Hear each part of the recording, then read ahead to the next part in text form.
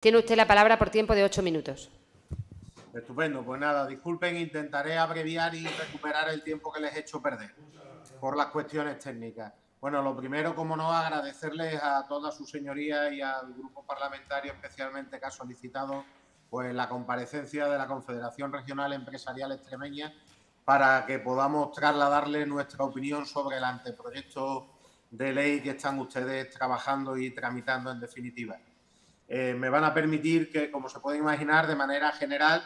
pues traslademos en principio nuestro apoyo a esta modificación de ley, que no solo ha sido debatida y tratada en el ámbito del diálogo social, sino que también pues, ha sido tratada en el Consejo Económico y Social, cuyo dictamen me imagino que sus señorías conocen sobradamente y el cual nosotros también suscribimos en su integridad. Más allá de eso, el anteproyecto ha tenido alguna que otra modificación, motivado quizás por las correcciones oportunas, y me van a permitir que entonces me centre en el capítulo 4 bis, que como se pueden imaginar es donde se traslada la creación de este nuevo impuesto sobre las viviendas vacías a los grandes tenedores. Como cuestión de principio y obvio se puede imaginar que desde la Confederación Empresarial no somos partidarios de la generación de nuevos impuestos, pero que en definitiva, con el objetivo que se ha hecho el mismo y con el hecho imponible y acotación que se ha hecho de cara a los obligados, a los sujetos pasivos obligados, pues tiene en principio nuestro apoyo, intentando que realmente lo que se trata es de tener el uso y definitivo objeto de las viviendas para lo que es la habitabilidad y el uso de las personas que viven en la comunidad autónoma. No obstante, hay algunas cuestiones que nos gustaría matizar y ponerles de relieve, y es, por ejemplo, que no vemos muy claro que se haya definido adecuadamente en la literalidad del texto que ahora mismo consta en la Asamblea el artículo 21 bis en cuanto a naturaleza y objeto, en donde se define que grava el incumplimiento de la función social de la propiedad de las viviendas. Desde el punto de vista de técnica tributaria y legislativa, entendemos que este concepto de incumplimiento de función social de la propiedad de las viviendas no está debidamente definido en el propio anteproyecto de ley y tampoco por toda la normativa supletoria o incluso de derecho básica que le fuese de aplicación y pudiese dar algún problema desde el punto de vista interpretativo y entonces no dar la seguridad jurídica que un nuevo impuesto de estas características, a nuestro juicio, debiera imponerse. Tanto es así que, si me permiten, en el artículo 21 quinquies, en cuanto al hecho imponible, se vuelve a hablar de lo mismo y parece que lo que se viene es a corregir o a matizar lo que ya aparece en el artículo 21 bis que les he referido anteriormente, cuando otra vez se vuelve a poner en tanto que dicha desocupación afecta al incumplimiento de la función social de la propiedad de la vivienda. Esta nueva reiteración sobre lo que ya se había puesto en el anterior artículo sobre naturaleza y objeto, creemos que más que concretar, lo que hace precisamente es generar incertidumbre y alguna posible casuística de falta de seguridad jurídica y, sobre todo, la concreción que la técnica tributaria debe exigir a la hora de definir el hecho imponible de cualquier impuesto.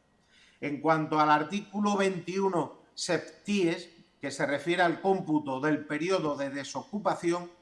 en el apartado segundo, le leo literalmente, dice: en el caso de viviendas de nueva construcción, se entiende que existe disponibilidad para que la vivienda sea ocupada a partir del plazo de 3 meses, contando desde la fecha de expedición de la vivienda de primera ocupación.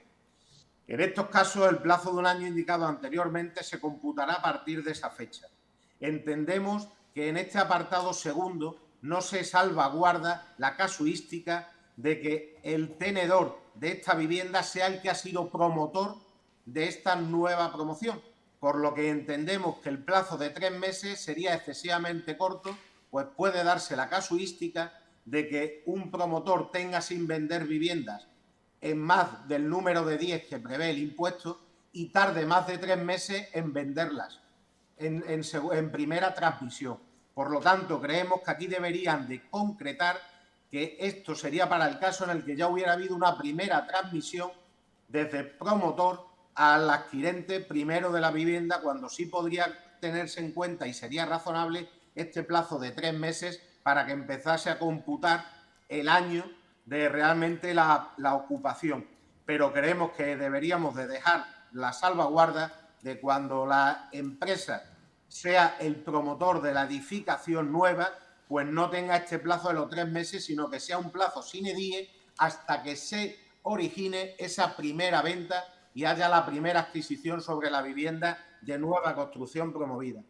En un sentido similar también en cuanto a falta de seguridad, no terminamos de entender lo que en este mismo artículo se refleja en el apartado tercero, que dice literalmente: será causa de interrupción del cómputo del plazo del año la ocupación de la vivienda durante un periodo de como mínimo 6 meses continuados. Entendemos que no hay lugar a tener que exigir que para interrumpir este plazo del año tengan que ser 6 meses continuados, pues podrían darse bastantes casuísticas de las que luego el propio artículo siguiente, el artículo 21, OCTIES, refiere, y en las que se podrían dar también casuísticas, por ejemplo, de alquileres que en un principio se celebran por el periodo de 1 año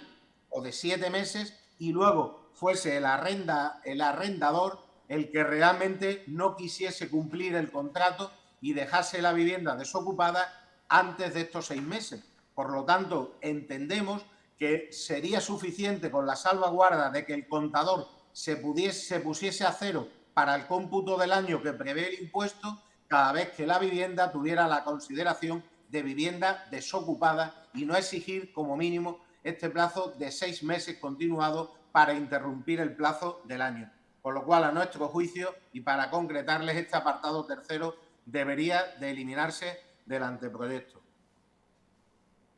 En la misma línea también me van a permitir sobre este impuesto todavía que me refiera al artículo 21 no bis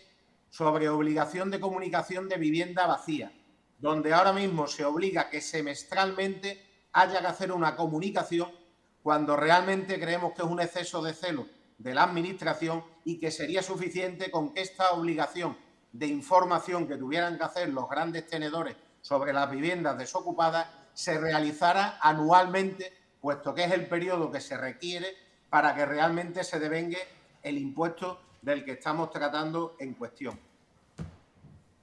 Por otro lado, ya me van a permitir que deje el apartado y el capítulo que habla sobre el impuesto y me centre ahora en el capítulo 1 bis del anteproyecto de ley que trata sobre el Fondo de Garantía de Adquisición de Vivienda en Extremadura. El artículo 61 bis habla sobre la creación y adscripción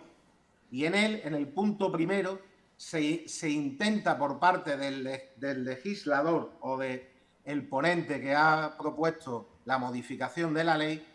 el objeto de este fondo de garantía, y dice literalmente, cuyo objeto es implementar un instrumento financiero regional que solvente las actuales barreras para la financiación de la adquisición de viviendas.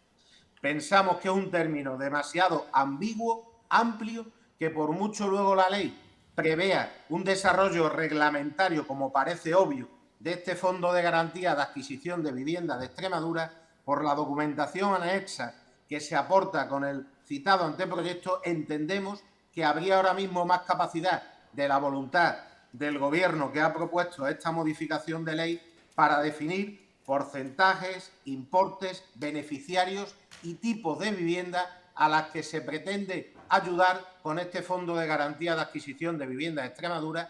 que en el propio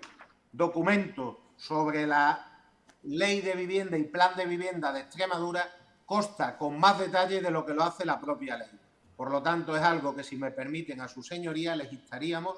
para que realmente se acotase este fondo. Señor Peinado, disculpe, tiene que ir finalizando su intervención. Ha sobrepasado ya el tiempo en 1 minuto y pico. Tiene 30 segundos para finalizar.